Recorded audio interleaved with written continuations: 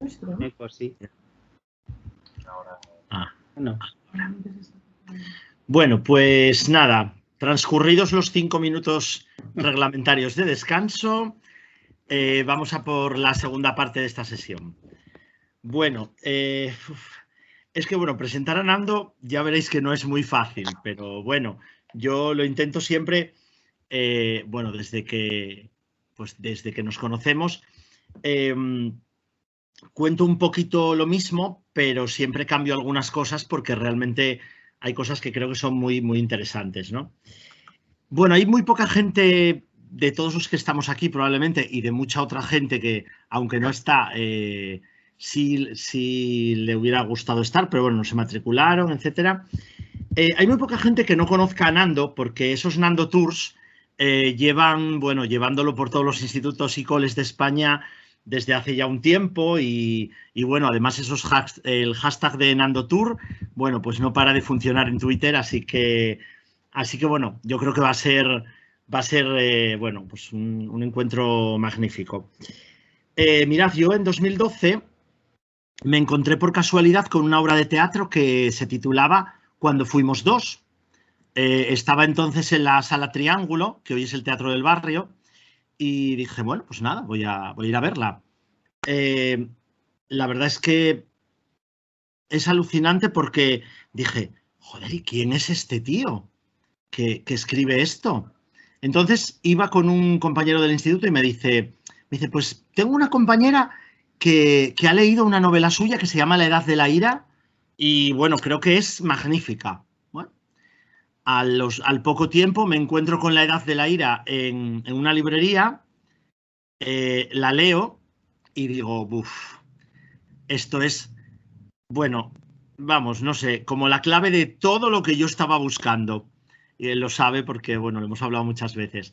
Entonces, a partir de ahí, yo que, aunque todo el mundo piensa que no soy nada tímido, ya lo dije ayer, lo soy mucho, le escribí ahí un correo que dije, ay Dios mío, bueno, se lo mandaré, bueno, venga, se lo mando, venga, a ver qué pasa.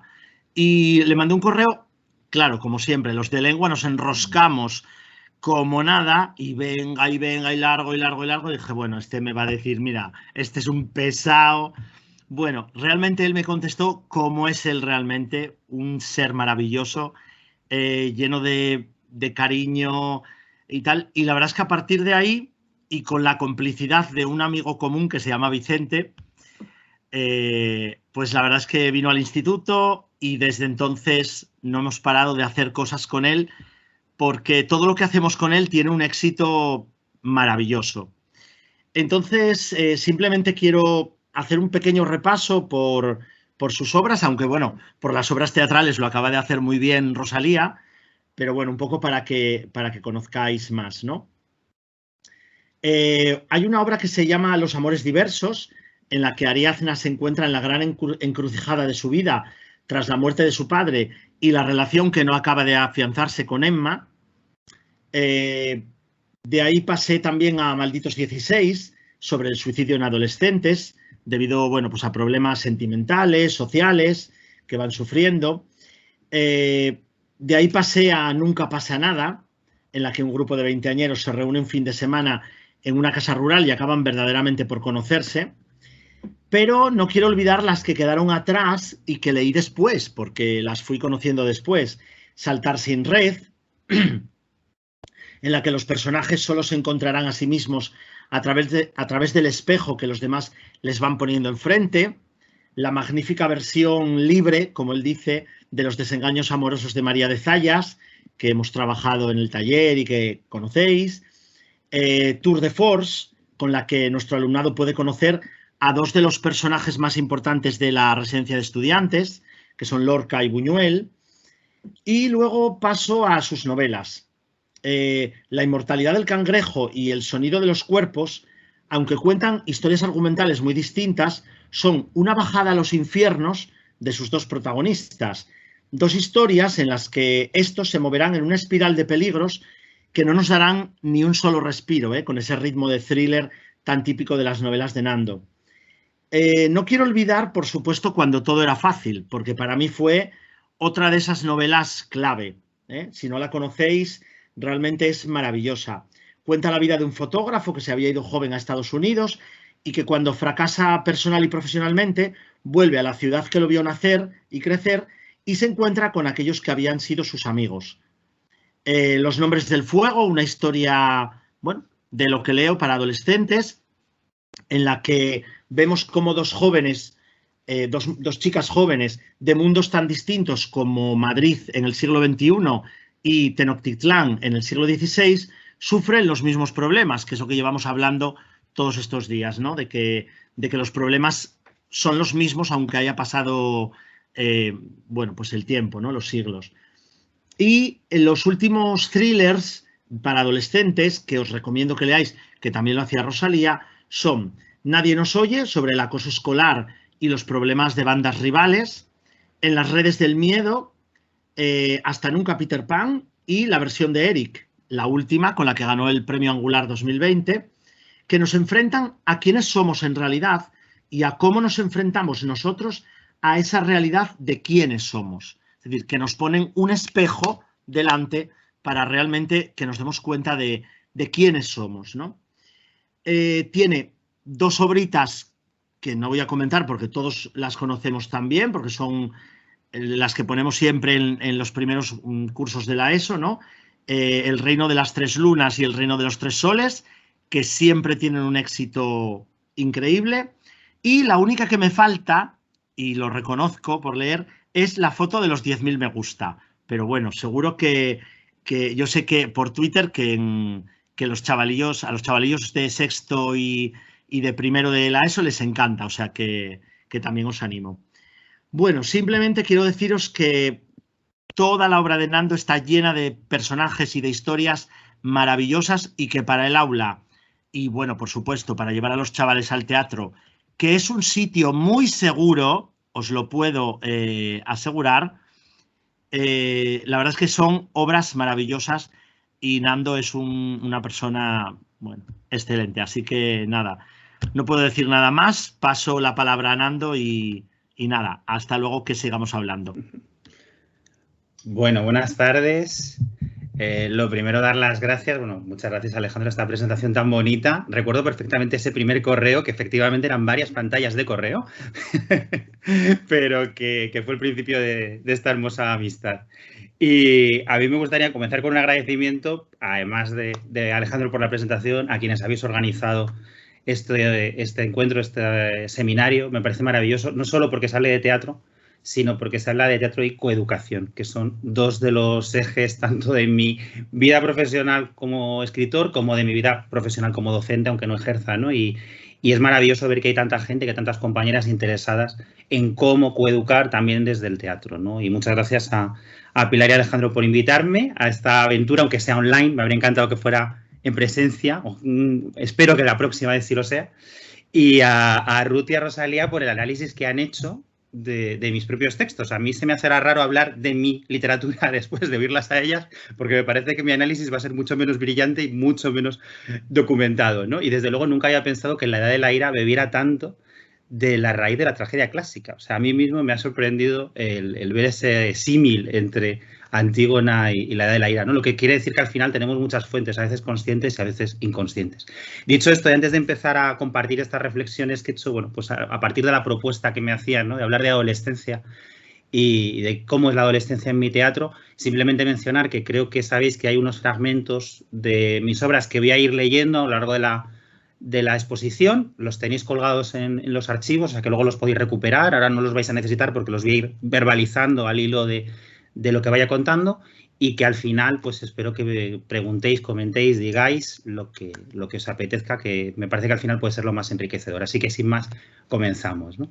A mí cuando me propusieron Pilar y Alejandro hablar de adolescencia, y yo le puse a esta conferencia, o suerte de conferencia, el título de Construcción a Deconstrucción, me vinieron a la cabeza dos palabras inmediatamente que además han salido ya esta tarde. Una de ellas es la palabra identidad, que antes mencionaba Rosalía, y otra es la palabra que acaba de aludir, o a la que acaba de aludir Alejandro, la palabra espejo, porque para mí la ficción, entre otras muchas cosas, es también un espejo en el que mirarnos. Es un espejo que a veces nos da una imagen más verista, cuando nos capta de una forma más precisa, más detallada, y otras juega a distorsionarnos y nos transforma a partir de perspectivas y técnicas que nos hacen mirarnos desde lugares inesperados.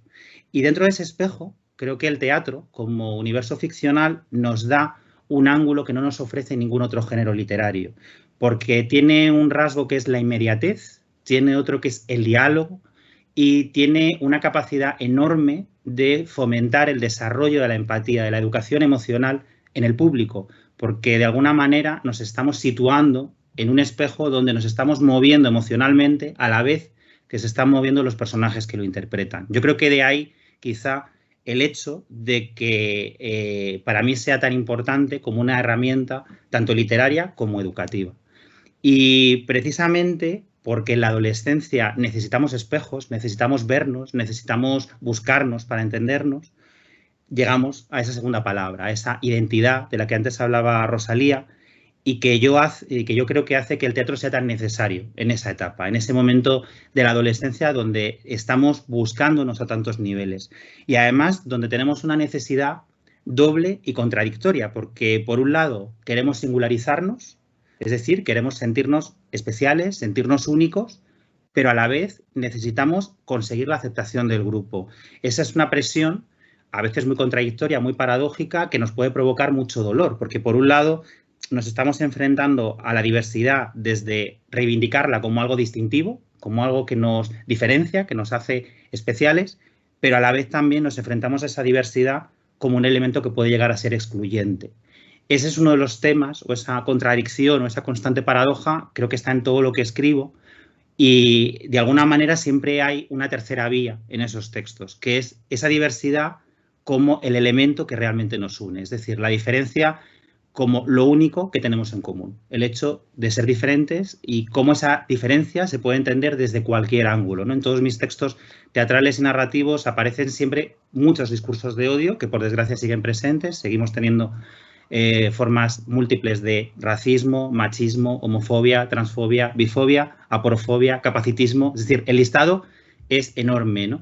Y creo que de alguna manera el teatro lo que nos permite es abordar esos conflictos desde una mirada que no sea moralista, que no sea condescendiente y que además permita que sea el público adolescente, que por eso me interesa tanto escribir sobre ellos, quien tome sus decisiones al respecto, ¿no? Y en este sentido, el uso de la preposición que acabo de escoger no es casual. Yo siempre digo que escribo, y cada vez lo digo más y lo repito más, sobre adolescentes y no para adolescentes. Es decir, estos textos, yo me voy a centrar aquí, a lo largo de lo que voy a comentar, me voy a centrar sobre todo en 3 obras que se han mencionado esta tarde, que son Nunca pasa nada, La edad de la ira, Malditos 16. Los fragmentos que vamos a oír vienen de esos 3 libros y voy a tratar de buscar, porque es un poco el ejercicio que he hecho para esta exposición, he tratado de buscar cuáles son los motores comunes, qué tienen estas 3 obras, que son quizá mi trilogía sobre la adolescencia, qué tienen en común y de qué manera representa mi manera de concebir el teatro sobre adolescentes. E insisto en el sobre porque yo creo que el para es muy limitador. Cuando hablamos de teatro para adolescentes, da la sensación de que solo fuera para adolescentes. Es decir, el único destinatario es el que tiene la misma edad que los protagonistas. Y creo que eso lo que demuestra es un enorme desprecio hacia la adolescencia. Si no nos interesa la adolescencia, si no nos interesa quienes ahora tienen 13, 14, 15, 16, ¿cómo podemos pretender que nos interese la sociedad contemporánea? Máxime cuando somos educadoras o cuando trabajamos en el mundo de la docencia. Yo creo que aquí tenemos, quienes estáis hoy, tenemos la suerte de que estamos muy en contacto con esa adolescencia, pero hay mucha gente que no la tiene tan cerca, hay mucha gente que ha olvidado esa etapa, ¿no? Entonces yo escribo sobre adolescentes con la esperanza de que a esos adolescentes les interese lo que hago, pero también de que sirva para hacer un doble viaje. Por un lado, un viaje contextual, es decir, que al lector, al público adulto, le ayude a conocer cómo es la adolescencia de ahora, cómo son, qué piensan, qué sienten, cómo se relacionan. A mí muchas veces me han dicho que mi teatro o mi narrativa es como si abrieran una puertecita en el cuarto de sus hijas o de sus hijos y que se pueden colar, como si fueran voyeurs, en esa intimidad que sabemos que a la adolescencia le cuesta tanto compartir, ¿no? Pero también creo que hay otro viaje que es más atemporal, que a mí es quizá el que más me interesa en todo, que es el que tiene que ver con las pulsiones adolescentes que se mantienen a lo largo de nuestra vida. Es decir, cómo todo lo que fuimos sigue presente en lo que somos. Y de alguna manera, como el teatro, con esa función catártica, lo que puede hacer es devolvernos esas heridas que hemos creído ocultar o que hemos querido superar, que las recordemos y que de alguna manera eso no solo nos conecte con la adolescencia que vivimos, sino también con la adolescencia que es ahora, ¿no? Que así no caigamos, como dice Sergio, uno de los protagonistas de la Edad de la Ira, en juzgar con condescendencia, que creo que es algo que hacemos demasiado con los problemas adolescentes, ¿no? Eso del ya pasará, son cosas de niños, no es tan importante, o como cuando viven un desengaño amoroso y alguien siempre dice, no pasa nada, si habrá muchos más. Bueno, ya, pero en ese momento ese desengaño es mi decepción, es mi drama y tengo derecho a vivirlo con la intensidad que quiera, ¿no? No podemos medir la intensidad de las emociones por la edad que tenemos cuando las experimentamos. Y en este momento de la obra, por ejemplo, al respecto, Sergio dice lo siguiente: es cómodo mirarnos desde arriba con vuestros titulares, vuestra condescendencia, porque os habéis olvidado de que también estuvisteis aquí y de cuánto duele, de lo difícil que es elegir quién vas a ser el resto de tu vida y pelear por un poco de luz en medio de esta oscuridad.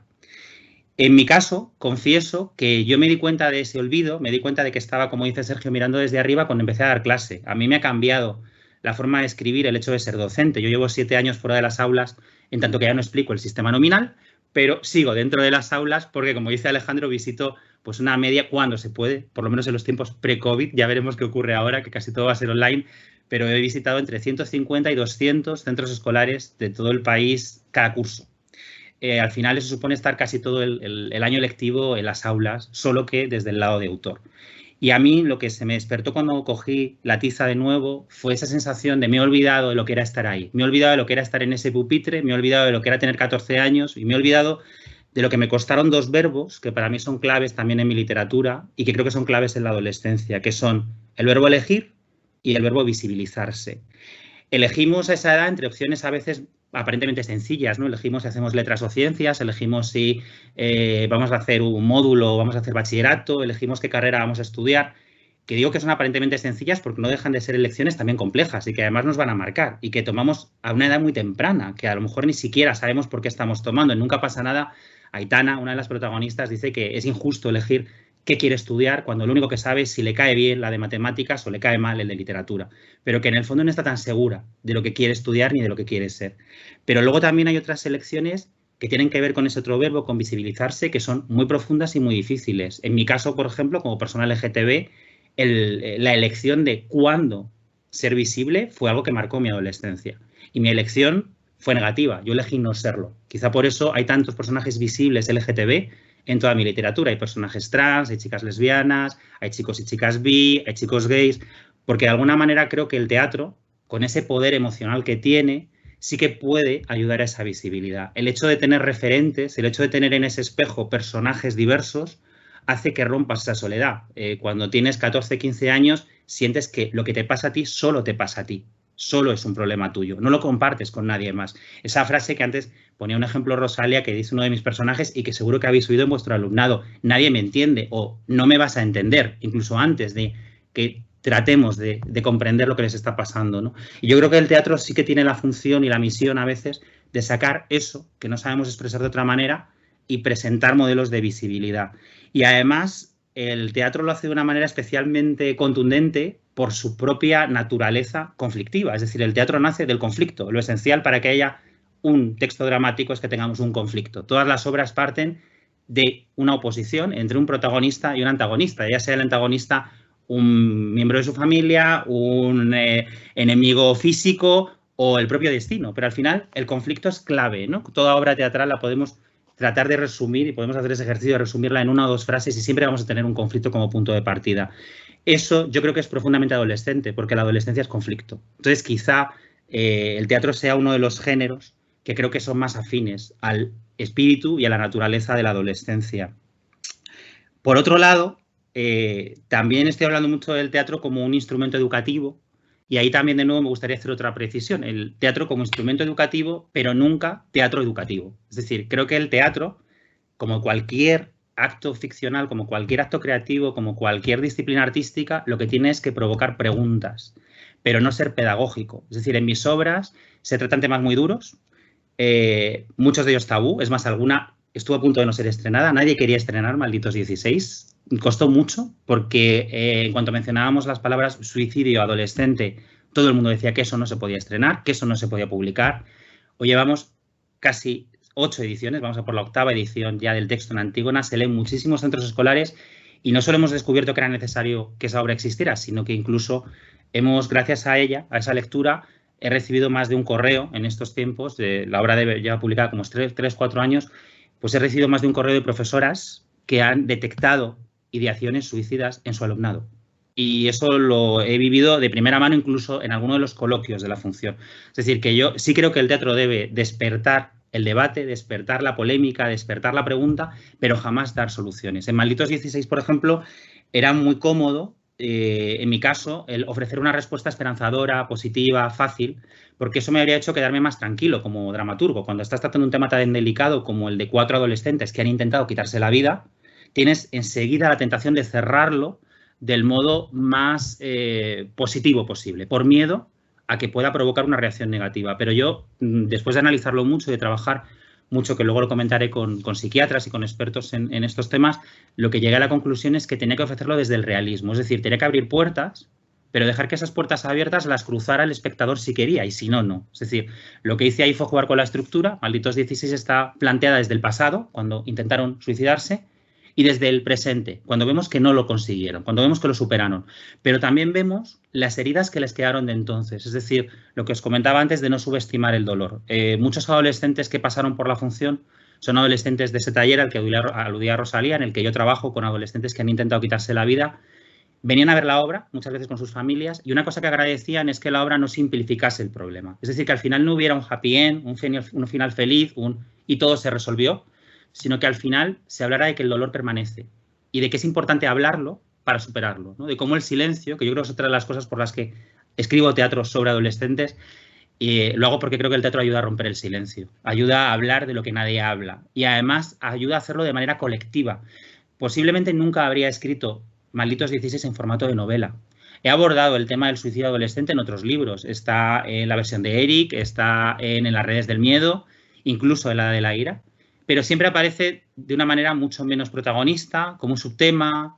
El relieve que tiene Malditos 16 se lo di porque el teatro tiene algo maravilloso, que es un hecho colectivo. Entonces, desde el momento en que es colectivo, tanto porque lo leemos en el aula, ¿no?, y conjuntamente, o porque lo vemos en un escenario, nos permite y nos lleva el diálogo. No es algo que vivo en soledad y que de alguna manera me puede resultar demasiado doloroso, ¿no? Y en las funciones hemos tenido reacciones muy intensas y muy vehementes. O sea, que esta obra...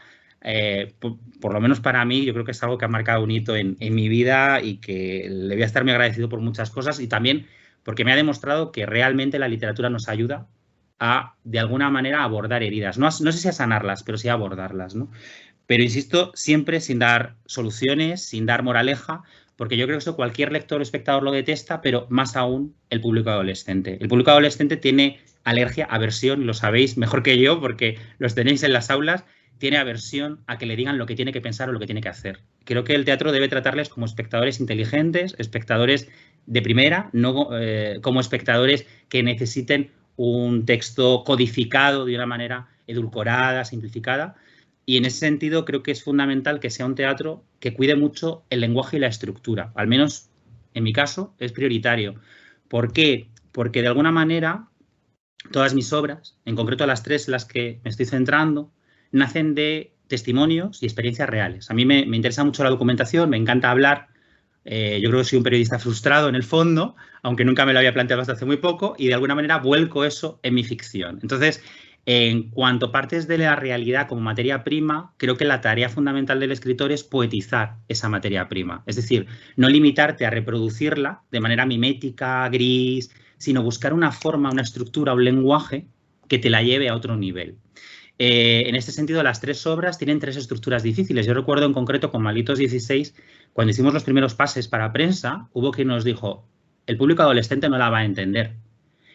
Y yo reivindicaba, no, la van a entender mejor que vosotros, la van a entender mejor. Y efectivamente la entendieron mejor que ciertos periodistas, porque no les sorprendía para nada una obra donde se fundían tiempos. En Malditos 16, el salto del pasado al presente es constante. Incluso hay escenas que transcurren a la vez en los 2 tiempos.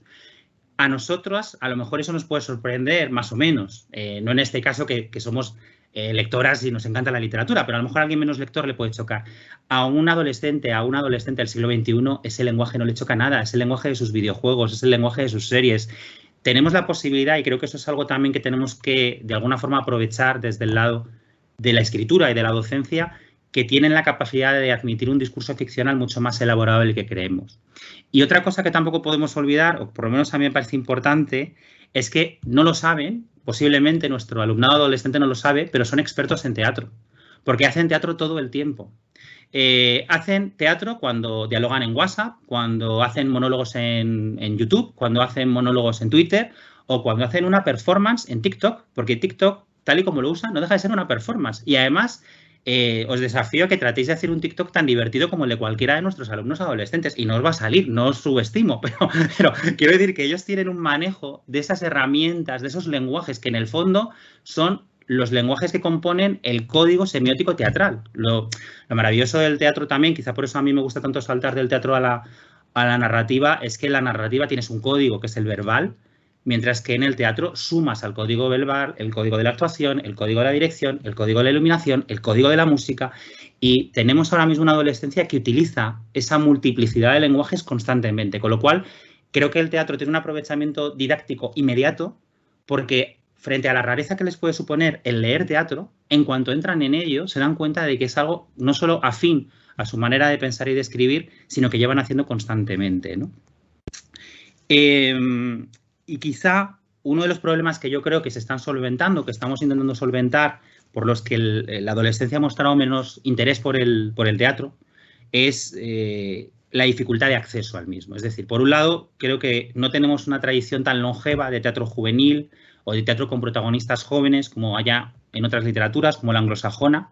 Por suerte eso está cambiando, cada vez hay más textos teatrales que tienen jóvenes como protagonistas, que tienen la adolescencia del siglo XXI como protagonista, pero no podemos olvidar que la adolescencia es egocéntrica y tienen todo el derecho a serlo. Yo en eso empatizo mucho. Creo que cuando te estás planteando cómo va a ser el resto de tu vida, tienes todo el derecho a que te importe bastante poco lo demás y te importe mucho tu mundo, porque te estás descubriendo, ¿no? Y ese descubrimiento es doloroso a muchos niveles. Es doloroso a nivel de la presión por tu físico, de la presión por tu orientación, de la presión por el mero hecho de ser mujer, de la presión por el origen de tu familia. Es decir, en una sociedad tan llena de formas de discriminación, el abordarte a ti mismo o a ti misma en la adolescencia es complicado, ¿no?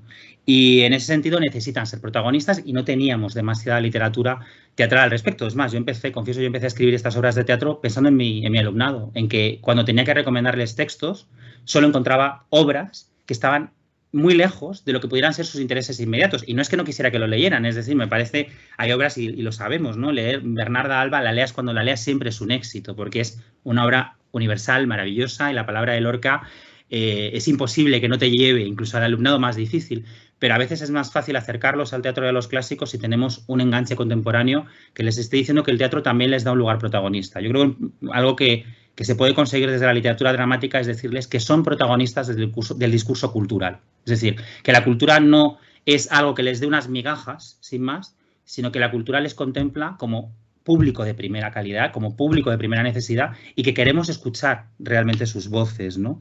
Y en eso también me gustaría agradecer la labor de mediación que se hace desde los centros escolares.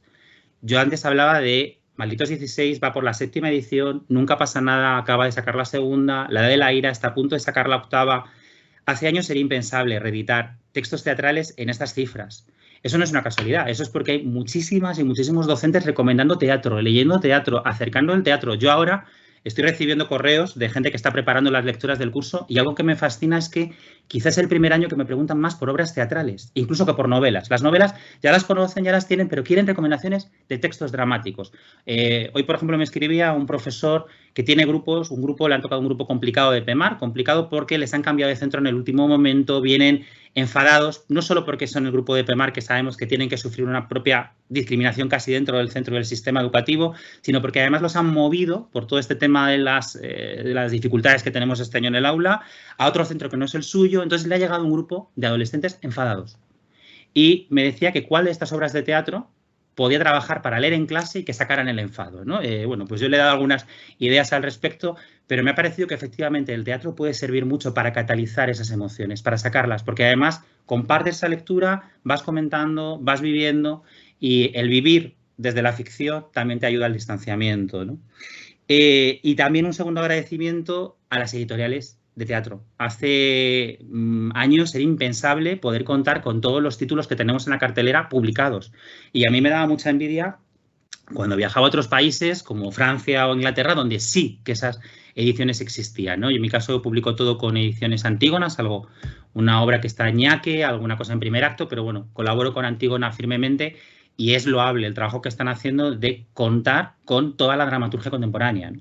Y aquí, ya que hablamos de coeducación, otra cosa que hay que felicitarles es que también han hecho un esfuerzo muy notable por la publicación de autoras y de dramaturgas, de visibilizar y de diversificar, y no solamente de un tipo de literatura o de generación, también diversidad multigeneracional, ¿no? Aquí este seminario lo iniciaba una autora que yo admiro y quiero muchísimo, que es Paloma Pedrero, que pertenece a otra generación que nos ha abierto muchas puertas a otros, ¿no? Y a veces parece que hablamos solo de las generaciones teatrales como compartimentos estanco y no nos damos cuenta de que son un recorrido que va continuándose, ¿no? Los puntos, así brevemente, para poder cerrar en no demasiado tiempo y permitir que haya coloquio, que yo veo que tienen en común estas obras y que de alguna manera definirían lo que yo creo que es la adolescencia en mi teatro, o mi intento de hablar de la adolescencia en el teatro, son básicamente 5, ¿no? El primero es que las 3 parten de temas universales desde una perspectiva adolescente. Es decir, a mí no me interesa la temática adolescente como tal, sino los temas que, siendo universales, tienen una particular repercusión en la vida adolescente. Es decir, yo hasta ahora no he escrito ninguna obra de teatro sobre el bullying y no creo que lo haga, porque no me interesa como tal, me preocupa muchísimo, pero creo que eso ya se trabaja desde el aula. A mí como autor lo que me preocupa es la raíz del bullying, de dónde viene el bullying, de dónde nace, ¿no? Antes mencionaba una novela que es adulta, pero es verdad que tiene un personaje adolescente, que es Hasta nunca Peter Pan, la mencionaba Alejandro. En Hasta nunca Peter Pan hablo por primera vez de un adolescente acosador. Nunca había abordado el acosador.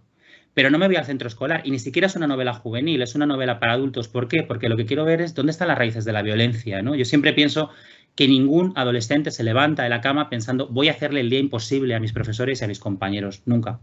Algo falla cuando está ocurriendo y sabemos que a veces no podemos llegar porque hay demasiados elementos que no controlamos, ¿no? Esa es la raíz de La Edad de la Ira. La Edad de la Ira nunca fue una novela ni una obra de teatro sobre el bullying, sino sobre la violencia. Y cómo la violencia se nos va, de alguna manera, impregnando, nos va contagiando, nos va intoxicando y al final terminamos siendo movidos por esa violencia.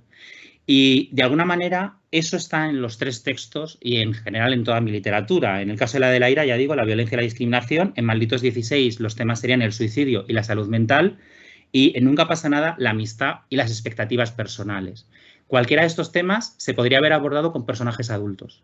Yo lo abordo con personajes adolescentes porque me interesa ver cómo se viven esas cuestiones a esa edad, pero no porque sean exclusivas de ese mundo. Porque creo que de verdad que si queremos que el teatro sobre adolescentes tenga envergadura y tenga dimensión, tiene que llegar a un público de cualquier edad, ¿no? Para mí los grandes títulos, entre comillas, juveniles, son aquellos que podemos leer en diferentes etapas de nuestra vida y cada vez adquirimos una visión distinta. Yo no sé cuántas veces habré leído El guardián del tren centeno, que me encanta, pero no significó lo mismo a mis 14 que ahora a mis 42. Por cerca que esté de los 14, creo que significa cosas distintas, ¿no? Así, por ejemplo, por citar uno de los fragmentos que tenéis en el documento, Hugo, uno de los protagonistas de Nunca pasa nada, expresa así cómo siente que pesan en su vida las expectativas de sus padres. Es como si de repente se les hubieran agotado los Juanes, las Anas, las Evas, desde el principio. Desde que te eligen el nombre nos están diciendo, vas a ser especial. Intentas convencerte. Perdona, que está aquí. Tú tienes que ser especial, hijo. Así, en plan condena. Porque tú vas a ser bueno en algo. Venga, ponte ya a descubrirlo. ¿A qué esperas? Y te cuelgan un nombre de los que llevan una historia etimológica incorporada para recordártelo. Pero ¿qué pasa si no eres bueno en nada? O peor aún, ¿y si ni siquiera te importa llegar a serlo? Porque a lo mejor tú no quieres ser el puto amo. A lo mejor tú solo quieres ser persona. Pero no te han puesto un nombre así para que no triunfes. Nosotros no tenemos nombres. Nosotros somos una alegoría. Esta reflexión nace en parte de algo contextual. En el taller que yo hice con los intérpretes de Nunca pasa nada, que eran actores entre 18 y actrices entre 18 y 23 años, una de las cosas que surgió en los días del taller fue que todos y todas tenían nombres casi todos, al menos en su mayoría, de origen mitológico o con historia literaria, curiosa, legendaria, incorporada. Y esa historia la conocían desde su más tierna infancia.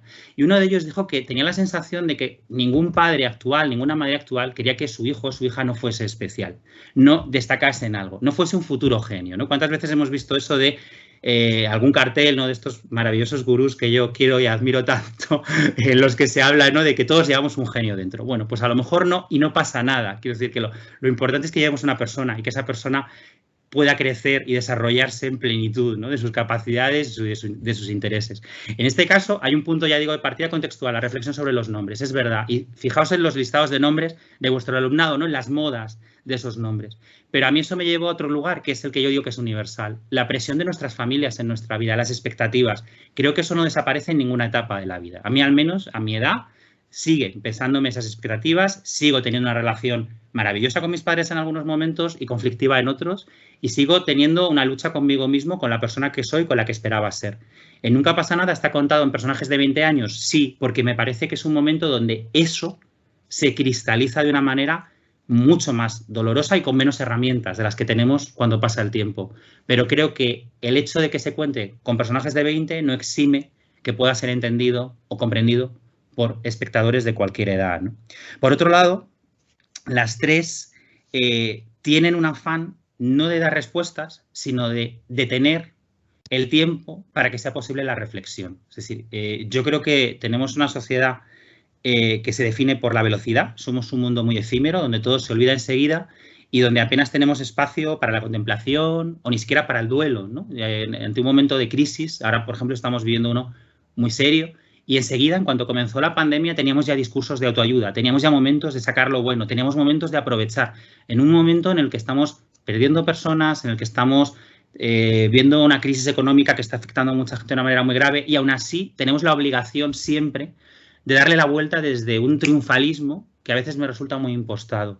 Yo, con todas estas funciones, siempre lo que trato es de hablar de cómo necesitamos un tiempo para la reflexión y cómo esta adolescencia se ve arrastrada a unos mecanismos de interacción social donde esa reflexión es, por un lado, difícil y, por otro lado, a veces casi minoritaria, porque están secuestrados en su tiempo por las redes, ¿no? Que las redes tienen cosas muy interesantes, pero también tienen esa inmediatez que impide que a veces profundicen en ciertos temas y que se conviertan sus vidas en un escaparate, ¿no? A mí me interesa mucho, en este sentido, la bifurcación entre la persona que somos, la persona que mostramos, la persona que elegimos ser, la persona que los demás ven, y creo que quizá por eso también me interesa hablar de la adolescencia del siglo XXI, porque ese código forma parte de su manera de relacionarse. En nuestro caso lo hemos incorporado posteriormente. No tenemos testimonio de cómo eran nuestras noches con 15 años, en mi caso, por suerte. Para mí no existe ninguna grabación de aquellos momentos. Nunca subí a redes lo que hacía por las noches con mis amigos o con mis amigas. Hoy en día lo comparten, lo suben, lo viven. Es más, si la reacción no es la que esperan en su entorno de amigos, a veces quitan o borran esos vídeos, esas fotos, porque pueden llegar a ser problemáticos o problemáticas. Es decir, hay momentos donde realmente las redes se han convertido en algo que yo creo que les están provocando una relación compleja con su identidad. Y a mí eso también me apetece tratarlo y abordarlo, ¿no? Hay un personaje, por ejemplo, Naima, que se mencionaba antes en Malditos 16. Naima es una víctima también del machismo institucional, es una víctima de esa cosificación sexual que vive la mujer desde su más tierna infancia. Hace, bueno, pues un par de días, veíamos como una niña le preguntaban en televisión, ¿no?, si le gustaba a alguien, pero desde un sentido sexual, y por supuesto ese alguien que fuera un hombre, ¿no?, que no fuera una mujer, no vaya a resultar que haya menores LGTB. Bueno, pues esa sexualización constante es quizá lo que sufre Naima, este personaje de Malditos 16, y hay un momento donde, hablando de esas redes, de esas imágenes, de esas fotos, de esos vídeos, de esas capturas, ella dice lo siguiente: no soy yo. Intentas convencerte. Venga, Naima, repítelo despacio. No soy yo. Solo es alguien que se parece a ti, alguien que ha robado tu cuerpo, tu rostro, tu sonrisa. Estás en todas partes, pero no eres tú. Y mientras te buscas, los demás te miran, creen que te miran, incluso te admiran, pero no te ven. Creo que esta sensación de diluirnos en ese entorno virtual, de no saber ubicarnos, de no saber encontrarnos, es uno de los problemas, conflictos que estamos viviendo en la actualidad como sociedad y que la adolescencia se acusa mucho, ¿no? Otro tercer rasgo que antes mencionaba es que las tres obras nacen de procesos de investigación colectiva, y en las tres esto me lleva a una serie de conclusiones en lo que tiene que ver con la forma. Para mí la forma es fundamental, creo que para cualquier escritor, es decir, la literatura no deja de ser forma. Y en teatro es esencial, porque además en teatro tienes que medir una serie de cuestiones que no mides en la novela. En el teatro tienes que medir el tiempo, tienes que medir la intensidad dramática, tienes que medir el ritmo desde otra perspectiva que la novela. En la novela La persona que lee elige qué ritmo de lectura quiere llevar. Puedes detenerte en el libro tantas veces como desees, salvo que te hayan puesto la lectura, eso sí, obligatoria y tengas una fecha concreta. Pero salvando ese momento terrible y agónico, normalmente quien lee una novela decide cómo y cuándo la lee. En la obra de teatro no. En la obra de teatro lo que es el espectáculo, y al final yo siempre escribo pensando en la representación, aunque después se lean estos textos, tienes que medir a ese público cautivo. Están durante 1 hora y media, 2 horas, en ese encierro colectivo ficcional, con lo cual a la hora de escribir esa forma es fundamental para garantizarte que llegas, ¿no? Y que la función les interesa.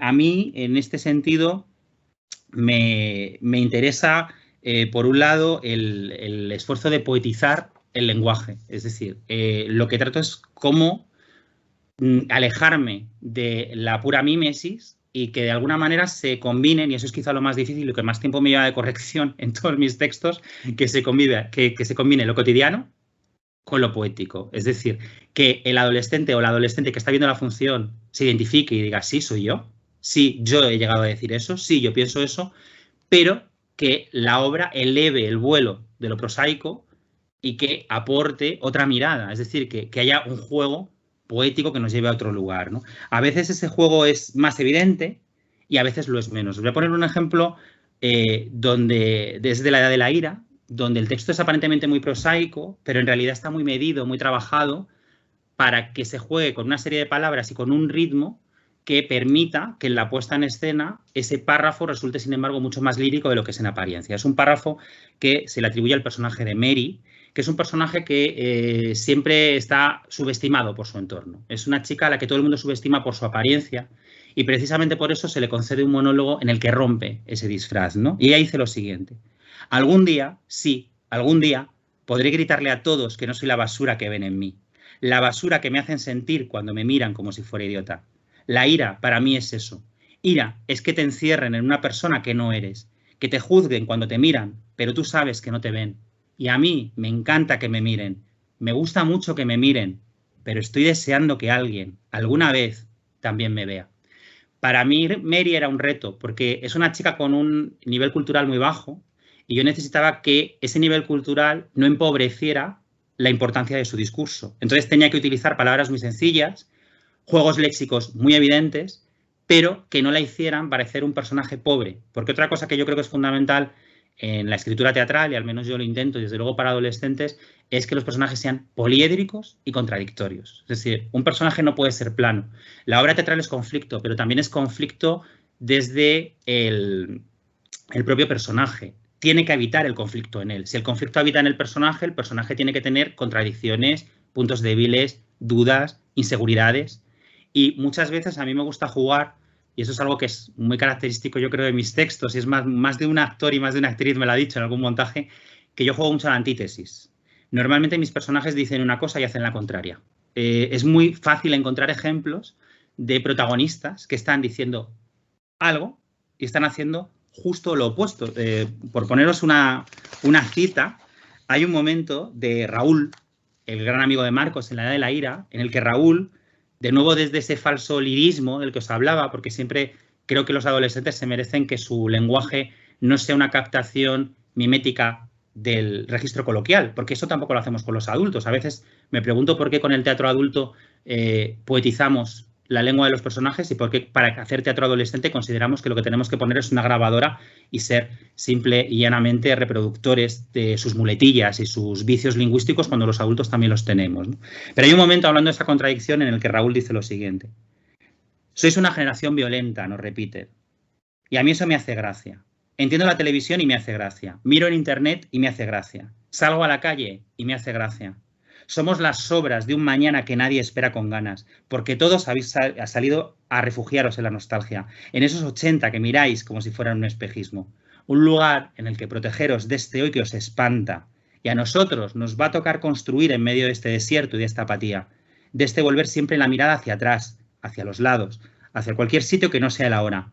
Un espacio donde nuestra voz va a hacerse grande, inmensa, tanto como para acabar con vuestros prejuicios y con vuestra desidia. Este personaje está lleno de vehemencia, de ganas de hacer, de ganas de decir. Su texto termina con: solo necesitamos que nos deis de una vez la palabra, si no, la conquistaremos por nuestra cuenta.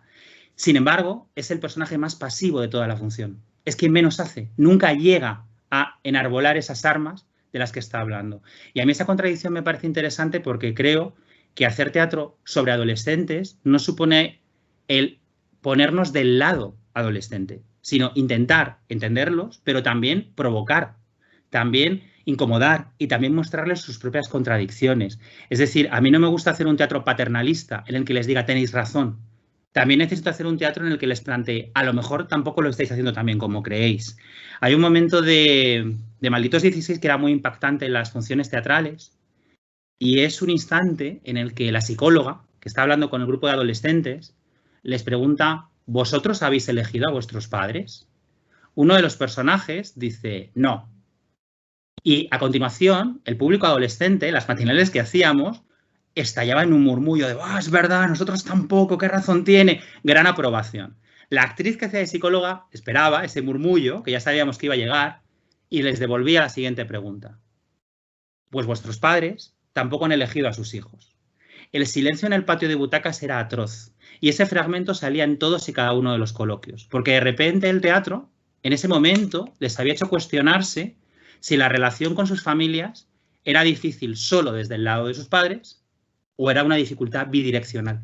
Y a mí eso me parecía maravilloso, porque la obra simplemente planteaba esto y nunca se volvía a hablar del tema, pero en sus cabezas esas dos frases se habían quedado y daban pie a que la conversación posterior hablasen de, a lo mejor, el problema de comunicación viene de todas partes, ¿no? También otra de las cosas que me parece interesante para huir de ese verismo casi galdosiano que creo que distanciaría mucho al público adolescente, juego mucho con las estructuras. A mí me interesa mucho jugar con el tiempo, forma parte de mi literatura. No tengo ni un solo texto, ni narrativo, ni teatral que sea lineal, porque me parece que el tiempo no lo es. Es decir, nuestra percepción del tiempo no es lineal, nuestra sensación del tiempo no es lineal, siempre es subjetiva, y creo que el teatro nos permite mostrarlo de una manera muy intensa, porque estamos compartiéndolo, ¿no? En el caso, por ejemplo, decía, antes Alejandro mencionaba los amores diversos transcurren en una noche. Esa noche se condensa en una hora, y esa hora en realidad es una vida. Es la vida de una hija que cuenta la relación con su padre a partir de los libros que les unieron, y cómo ella aprendió a ser una mujer libre a partir de las autoras que su padre le regaló. Pero el tiempo es un juego de cajas que se van colando unas dentro de otras. Esa noche que vemos en una hora, en realidad son los 40 años de la vida de la protagonista, que se llama Ariadna, y no es un nombre casual, porque la obra se plantea como un laberinto de referencias y un laberinto de tiempo, ¿no? De nuevo los mitos, volvemos aquí siempre a los clásicos que parece que nos persiguen realmente, ¿no? En el caso, por ejemplo, de Nunca pasa nada, el juego estructural, y ya, bueno, veo que son las 7:20, o sea que os prometo que 10 minutos más y después ya cierro para que podamos conversar. En el caso de Nunca pasa nada, me interesaba jugar con la memoria. ¿Qué ocurre con nuestros recuerdos? ¿La vida es como la recordamos? ¿O es como hemos terminado inventando la fuerza de recordarla? Nunca pasa nada, el punto de partida, porque algo que normalmente no se analiza en teatro y que os animo a que trabajéis cuando trabajéis los textos teatrales en el aula, es la perspectiva, el punto de vista. Estamos muy habituados a trabajarlo en narrativa, ¿no? El punto de vista de la voz narradora, pero a veces se nos olvida que las obras de teatro también la tienen, igual que una serie o una película. ¿Desde dónde está contada? ¿Quién está mirando? ¿Está mirando una voz omnisciente? ¿Está mirando un personaje? ¿Están mirando varios personajes? En el caso de Nunca pasa nada, la mirada está en los 8 protagonistas. 8 protagonistas que vivieron 8 viajes distintos. Ahí partí de mi propia sensación y de mi propia experiencia, que cuando comentas algo que has compartido con más gente, cada persona recuerda un detalle distinto y muchas veces incluso contradictorio. Aquí ni siquiera se ponen de acuerdo en si había o no había un río en la casa a la que fueron, ¿no? Esa duda en algo tan físico y tan tangible era importante para conectar, digamos que ese sí que es un pequeño truco para conectar con el mundo adolescente, para que de repente ya se den cuenta de que es una obra donde van a tener que decidir qué versiones se quieren creer, porque incluso van a haber escenas desde 2 ángulos. Yo quería, por ejemplo, tratar, hablando de coeducación en Nunca pasa nada, quería hablar del consentimiento, quería hablar del acoso, quería hablar de las relaciones tóxicas y de ese machismo asumido que hay en las relaciones. Hay una escena donde un chico interpreta que puede acercarse a una chica y sin preguntar, sin decir, sin esperar a un sí, se acerca a ella. Se cuenta desde su mirada y luego se cuenta desde la de ella. Tal y como se desarrolla la obra, el punto de vista del autor está claro, es decir, es muy evidente que el autor se está posicionando del lado del personaje, ¿no? Que en este caso es Nora. Pero desde el punto de vista de la función, yo necesito que el espectador sea libre para darse cuenta de cuál es la situación de acoso y cuál es la situación deseable y cuál es la verdad. No puedo, en esta obra quería de alguna manera plantearlo desde un lugar que también molestase, entre comillas, o digamos, preocupase al público masculino. Es decir, que se tuviesen que implicar, porque cuando se cuenta solo desde un lugar, nos olvidamos de que si queremos reeducar, tenemos que reeducarnos todos. O sea, no, es como cuando hablamos del acoso, de la violación, del maltrato. No se puede hablar solo a las víctimas. No, no. Hay que hablar a quienes lo ejercen. Lo que tenemos es que frenar esa otra raíz. Tenemos que ir al origen de ese problema, ¿no? Y esa mirada de género está en esa función, pero para que la función funcionara y no fuera un discurso, cada personaje tenía su verdad y esa verdad a veces se contradice con la del resto. Eso también hace que la obra se escape de ese realismo, porque al final es una historia contada desde muchos lugares, son muchas piezas que se van sumando en un puzzle que siempre va a quedar incompleto y donde el público es quien va a formar las últimas, digamos, imágenes a partir de lo que va sucediendo en él, ¿no? También hay otro elemento que tienen en común todas estas obras, otro de los rasgos que tiene que ver con este título que hemos puesto a este encuentro, es el intento de construcción y de construcción a partir de las historias que se cuentan en estas obras, ¿no? Construcción, porque yo creo que el teatro, como decía al principio, nos permite provocar referentes, crear espejos, lugares y personajes en los que mirarnos, y de ahí que todos los personajes que hay en mis obras siempre traten de reflejar diferentes aspectos de la sociedad. Por ejemplo, en estas tres, no solo el tema de los personajes LGTBI, también me interesaba mucho que hubiera personajes que representen o encarnen la sororidad, como Brenda en La Edad de la Ira, o como el personaje de Olivia en Nunca pasa nada, o los personajes de Naima y Ali en Malditos 16. Me interesaba mucho el tema de la identidad trans, creo que es necesario hablar también de los menores y las menores trans, de ahí Dylan en Malditos 16, y también hablar de algunos temas que parecen menos evidentes pero que son importantes, como la nueva masculinidad. En la comunicación tan estupenda que hacía Rosalía, se hablaba de dos amigos, Teo y Hugo, y para mí esta relación es muy especial y además es uno de los momentos en escena más hermosos de la obra, porque Teo, que ha vivido ese bullying, que supuestamente no existe, pero que sabemos que sigue existiendo en las aulas, es más, a mí se me ocurrió en un encuentro con adolescentes el año pasado decir que por suerte eso ya no ocurría y que era mucho más fácil ahora ser visible, y un adolescente se esperó hasta el final del encuentro para cuando ya no había nadie decirme eso es lo que tú te crees. Y se fue de allí muy ofendido y yo creo que con razón, porque es verdad, desde nuestra edad adulta creemos que ya no es tan difícil la diferencia sigue necesitando que seamos aliadas, ¿no? Y que sigamos ofreciendo herramientas. Pues en esta amistad entre Teo y Hugo, para mí había algo muy importante. Hugo para mí es esa nueva masculinidad. Hugo es un chico que no se siente amenazado por sus amigas. Hugo es un chico que tiene un mejor amigo gay. Hugo es un chico que no tiene dudas de su orientación, pero que tampoco necesita manifestarla constantemente, que tampoco necesita expresarla, que tampoco necesita llevar un cartel que diga sí, soy cis y soy hetero, sino que vive la masculinidad desde un lugar que yo creo que por suerte, y ahí de nuevo creo que eso tiene que ver con la labor docente, se está consiguiendo que esté de verdad en nuestras aulas, ¿no? Antes lo mencionabais en una de las intervenciones, no sé si era Alicia, que hablaba de que ha cambiado la recepción en nuestro alumnado. Yo estoy totalmente de acuerdo. Miran de otra manera, hacen reflexiones que a mí mismo a veces como autor me sorprenden para bien. Es decir, creo que están muy abiertos a la discusión y al debate sobre la igualdad, porque son las primeras víctimas de esa falta de igualdad. Y en ese sentido, el teatro como diálogo, como decía al principio, creo que favorece ese debate, porque es un diálogo dentro y fuera de la escena, ¿no? Y en cuanto a la deconstrucción, me parece que precisamente por ese diálogo lo que nos permite el teatro es que nos ayuda a reaprender, a deconstruirnos. Es decir, si yo veo un personaje como Hugo, a lo mejor me puedo plantear que también puedo ser así, que también puedo ser Hugo en lugar de ser Iker, que es el macho alfa de la función. A lo mejor viendo a personajes como Sandra y como Brenda, también puedo aprender a alzar la voz y a no callarme ante una injusticia machista. A lo mejor viendo personajes como Ali, puedo entender el trastorno alimenticio y puedo, de alguna manera, ayudar a alguien que está atravesando esa etapa. O puedo identificar los signos y las señales que da alguien cuando está en un momento de ideación suicida. Es decir, creo que esa visión que nos permite el teatro de la realidad, y por eso a mí me interesa mucho lo contemporáneo en mis obras, sí que nos ayudan a deconstruirnos. Y esa deconstrucción sigue siendo muy necesaria. Y a veces es una deconstrucción, insisto, que yo creo que tiene que ser incómoda. Y en momentos como este pasaje que os voy a leer de Dani, Dani es uno de los personajes de Nunca pasa nada, hay una alusión muy clara a esas contradicciones que yo creo que vive la adolescencia del siglo XXI, ¿no? Hay un momento en el que Dani dice lo siguiente: a mí me la sudan los principios, porque solo sirven para justificarlo todo, para hacernos creer que tragar mierda es necesario. Ellos lo hicieron. Ese es su gran discurso, que ellos lo hicieron. Así que ahora tenemos que hacerlo también nosotros, porque hay que rescatar bancos y autopistas y aeropuertos. Total, saben que solo vamos a berrear un poco en Twitter. #revolución, #no nos conformamos, #estoy sentado en mi sofá pero soy rebelde que te cagas. No, compañeros y compañeras. Este discurso de la obra, que viene de uno de los personajes más reivindicativos, cuando la estrenamos el año pasado, esta obra volverá a los escenarios, no se puede decir aún, pero bueno, volverá en esta temporada, si nos permiten, que los teatros sigan abiertos, porque es más fácil hoy en día estrenar teatro en un avión o en un vagón de tren o de metro que en una sala teatral. Pero bueno, si nos lo permiten, volverá.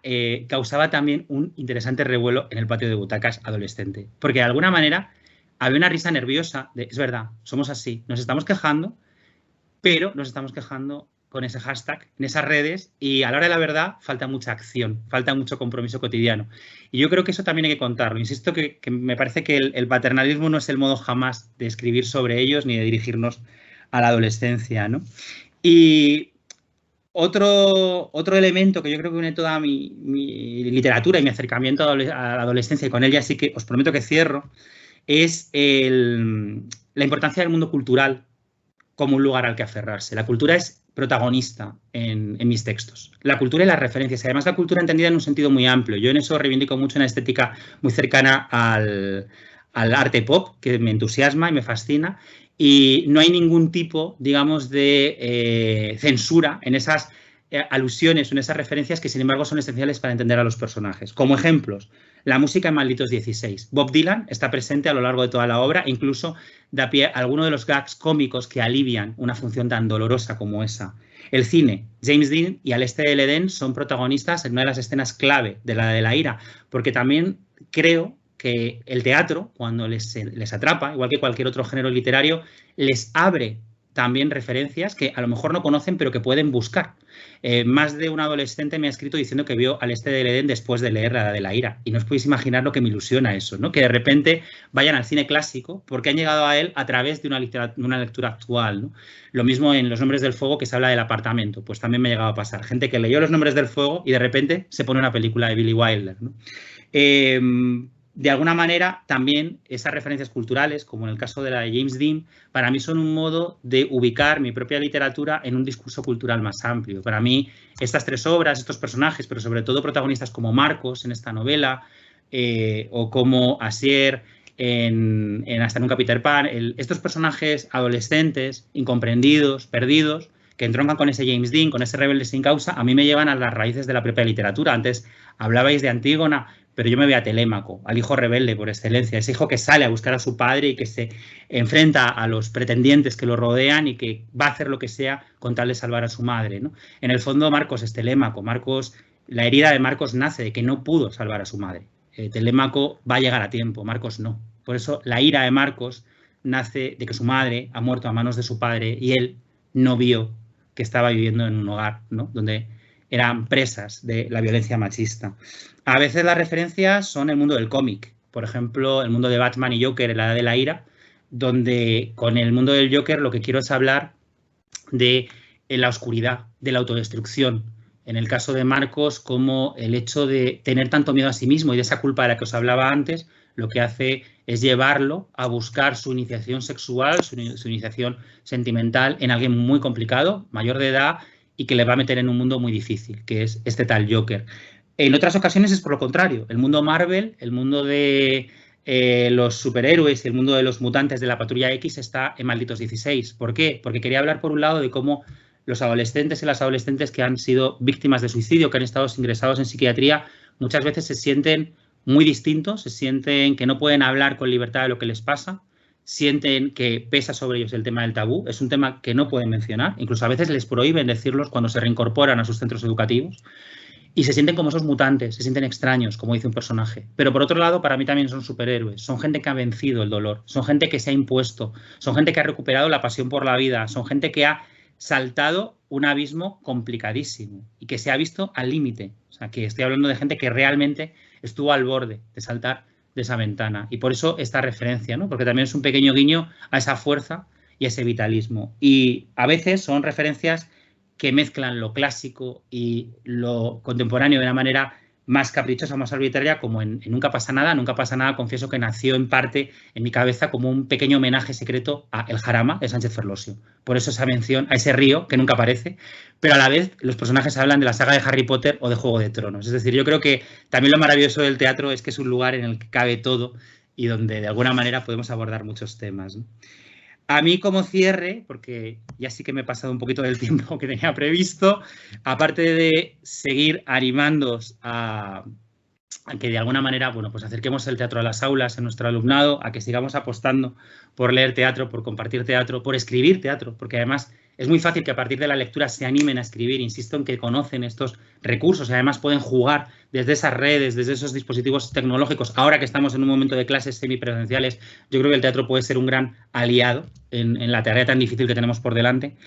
Y me gustaría compartir dos experiencias muy breves. Una es la que ya os comentaba, la cantidad de lectoras, en concreto digo lectoras, y aquí lo digo porque por desgracia el taller que yo hago para adolescentes en psiquiatría tiene una inmensa mayoría de chicas, lo cual no es una casualidad, sino que es también otra consecuencia de ese machismo absolutamente institucionalizado y global que nos sigue rodeando.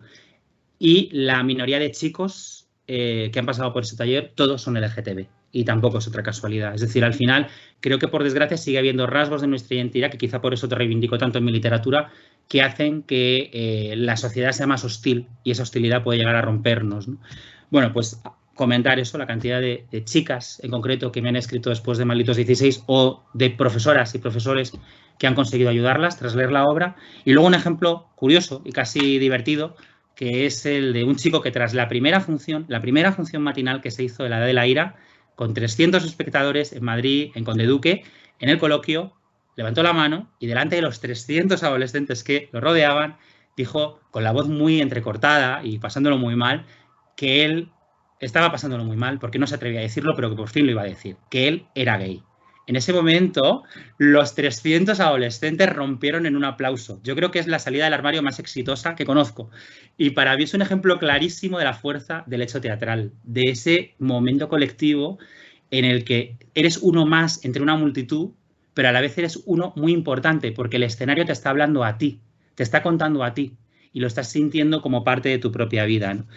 Yo creo que el teatro nos ayuda, nos hace más libres y nos vuelve más críticos gracias a su naturaleza de diálogo abierto y doble.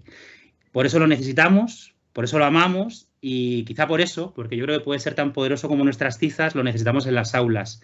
Así que gracias a quienes hacéis que esté presente en ellas y gracias a quienes no olvidéis que la adolescencia, además de una edad, es también una manera de ver el mundo. Quizá por ello, más que un conflicto, en mis obras la adolescencia se presenta como una posible solución. Una respuesta que recuerda que, más allá de nuestras certezas, que a lo mejor no son tales, puede que, como dice Dylan en Malditos 16, necesitemos volver a ser adolescentes para que vuelva a ser posible rebelarse. Así que nada, muchas gracias y no dejemos de rebelarnos. Muchas gracias.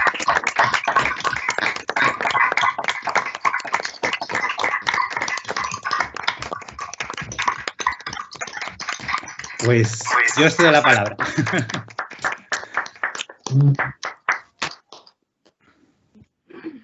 Bueno, yo creo que lo que anunciamos, bueno, pues es así, ¿no?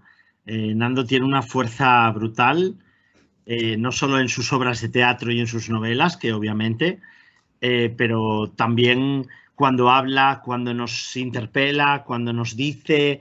La verdad es que es increíble, increíble. Así que yo te lo agradezco muchísimo.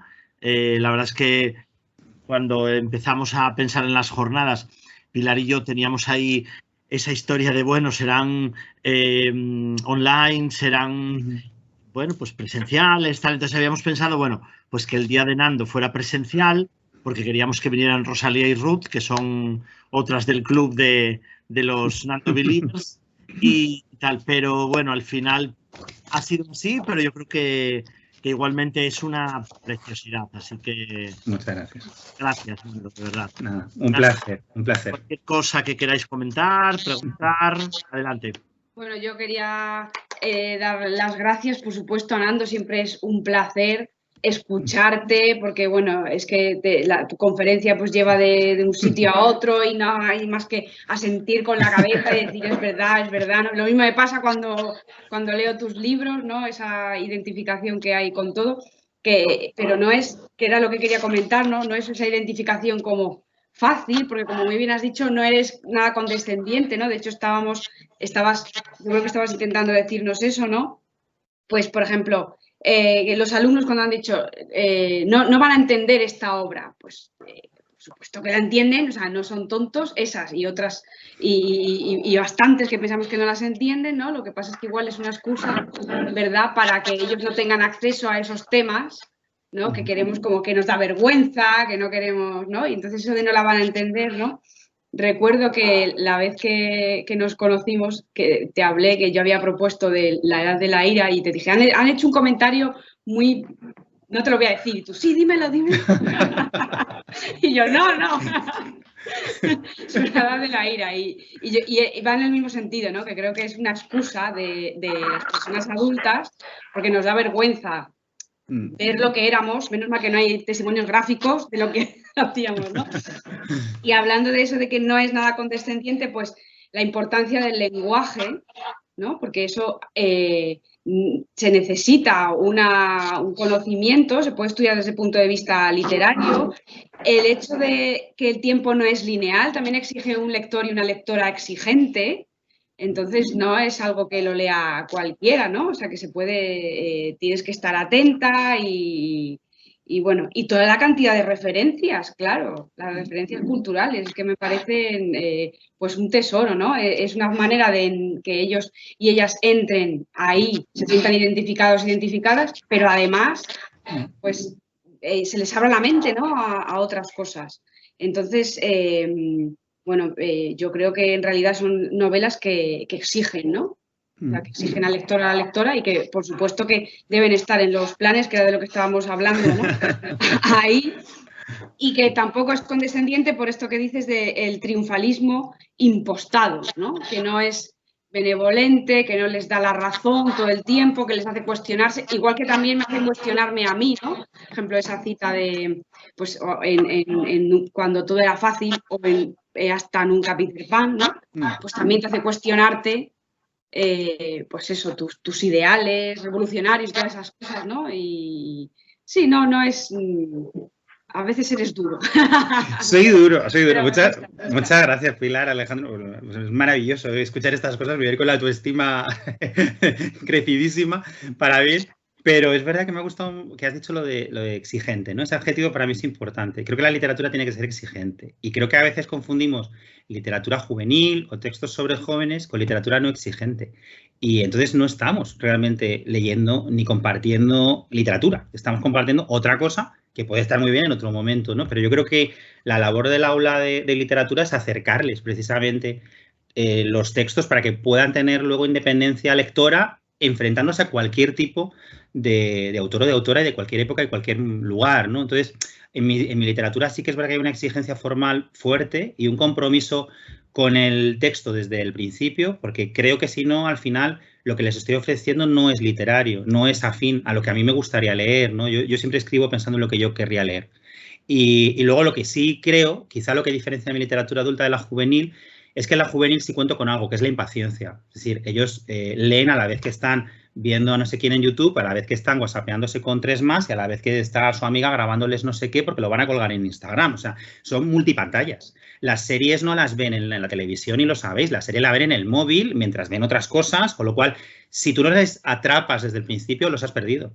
Y el teatro tiene que contar con eso. Es decir, yo no juego nunca a subestimar su capacidad de recepción, pero sí que lo que trato es de provocar su interés lo antes posible. Y es como hacemos en el aula. Si tratamos de agarrarles en el minuto 27 de la clase, les habremos perdido y tendremos a 7 subidos en la lámpara y a 8 en el patio. Es decir, tenemos que entrar, cualquiera de nuestras clases entramos con una energía que luego volvemos siempre agotadas a casa. Yo creo que viene de ahí, ¿no? De esa pasión. Creo que la literatura, por lo menos la que yo concibo cuando va destinada a ellos, tiene que luchar por atraparles con esa intensidad. Y una vez que les has atrapado, mi experiencia al menos, es que después puedes complicarlo tanto como quieras, porque su curiosidad es enorme, necesitan ficción. O sea, yo siempre reivindico que eso es de las páginas que he tenido que prescindir para hoy por el tiempo, pero una cosa que yo reivindico es que necesitamos ficción y la adolescencia en particular necesitan que les cuenten historias de verdad y las buscan constantemente. De ahí el éxito de plataformas como Wattpad, o sea, que también las miramos a veces con mucha condescendencia, pues sí, no pasarán a la historia de la literatura, pero están demostrando que hay gente que quiere escribir, que hay gente que quiere contar. Vale, pues vamos a ayudarles a leer otras cosas y escribe otras cosas, ¿no? Pero sí creo que la exigencia es fundamental y no subestimarlos. A mí me da mucha pena cuando alguien justifica el no voy a leer esto porque aborda un tema duro, como si en la adolescencia ya no tuvieran acceso a esos temas desde mucho antes. Es más, a veces nos adelantan otros formatos que no deberían ganarnos la partida. Me parece más interesante que lean una novela como Nadie nos oye, donde se cuenta con crudeza una violación, pero se aborda este tema desde la mirada de los protagonistas con mucho realismo y desde un punto de vista literario, a que entren en el sexo a través de la pornografía, que la empiezan a consumir con 10 años. O sea, yo creo que a veces también en la literatura estamos perdiendo la partida, porque creemos que tenemos que hacer una literatura para todos los públicos, y la literatura no es para todos los públicos. O sea, Pinocho es un texto absolutamente gore y hardcore y es literatura infantil. Y no es nada, no tiene nada que ver con la versión Disney, ¿no? Y a mí sí me preocupa eso. Entonces sí creo que la exigencia formal, pero también temática. O sea, exigir desde la forma, pero también desde los temas. No presentar ese mundo de color de rosa, porque creo que la literatura tiene otra misión, que es interpelar, ¿no? Que es emocionar, y que la adolescencia es ayudarte a crecer también, ¿no? Alguien quería... muchísimas gracias. Hola, Nando. Nando, muchísimas gracias. Hola. Hola, Nando. Hola, Sandra. Hola.